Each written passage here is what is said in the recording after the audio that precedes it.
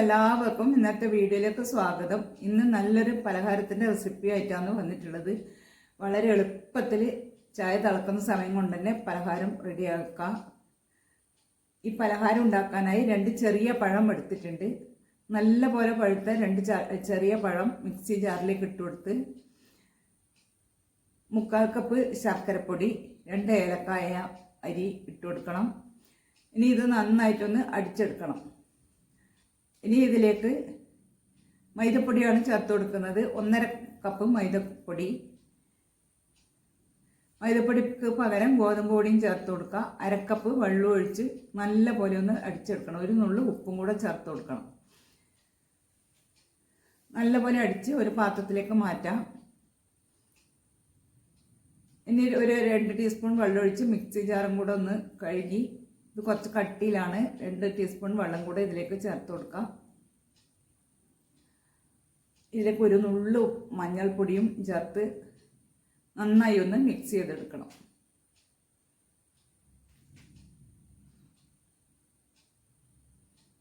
നന്നായി മിക്സ് ചെയ്തതിന് ശേഷം ഇതിലേക്ക് കുറച്ച് എള്ള് ചേർത്ത് കൊടുക്കാം. വെളുത്ത എള്ളാണ് ചേർത്ത് കൊടുക്കുന്നത്. ഈ ഒരു പാകത്തിലാണ് മാവ്, ഈ ഒരു പാകത്തിൽ മാവ് കലക്കിയെടുക്കണം. എള്ളും ചേർത്തിട്ട് ഒന്നും കൂടെ ഇളക്കി കൊടുത്തതിന് ശേഷം ഒരു പാത്രത്തിൽ കുറച്ച് എണ്ണ ചൂടാവാൻ വെച്ചിട്ടുണ്ട്. എണ്ണ നന്നായിട്ട് ചൂടായതിന് ശേഷം മീഡിയം ഫ്ലെയിമിൽ വെച്ചിട്ട് മാവ് കോരി ഒഴിച്ചു കൊടുക്കുക. ഇതുപോലെ കയ്യിൽ കുറച്ചെടുത്തിട്ട് ഇതുപോലെ നുള്ളി നുള്ളി ഇട്ട് കൊടുത്താൽ മതി. എന്നാൽ പലതരം ഷേപ്പിൽ നമുക്ക് പലഹാരം കിട്ടും. സ്പൂൺ കൊണ്ട് വേണമെങ്കിൽ അങ്ങനെയും ഉണ്ടാക്കാം. കുറച്ച് കുറച്ചായിട്ട് സ്പൂൺ കൊണ്ട് ഇട്ട് കൊടുത്താലും മതി.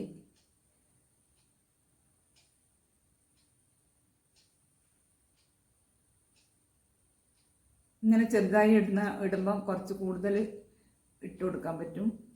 പലഹാരം കുറച്ച് കൂടുതൽ ഉണ്ടാവുകയും ചെയ്യും.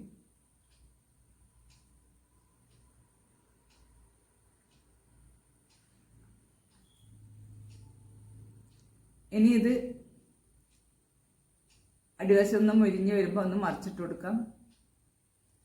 പെട്ടെന്ന് തന്നെ ഇത് മൂത്ത് കിട്ടും.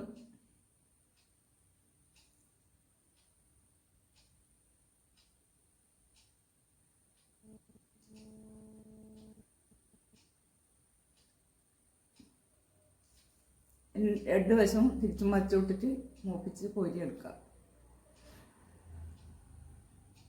ഇത് മൂത്ത് വന്നിട്ടുണ്ട്. ഇനി ഇത് നമുക്ക് കോരിയെടുക്കാം. മാവ് മുഴുവൻ ഇതുപോലെ ഉണ്ടാക്കിയെടുക്കാം.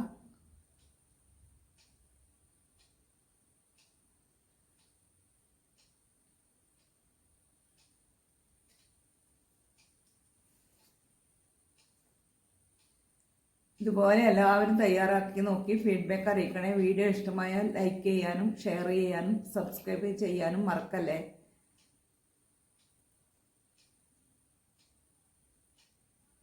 സ്കൂൾ വിട്ട് കുട്ടികളെല്ലാം വരുമ്പം പെട്ടെന്ന് ഉണ്ടാക്കി കൊടുക്കാൻ പറ്റിയ നല്ലൊരു പലഹാരം.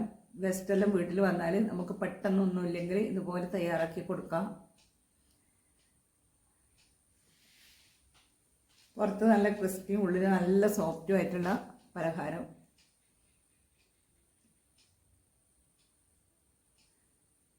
നല്ലൊരു വീഡിയോയുമായി നാളെ വരാം. Thank you for watching.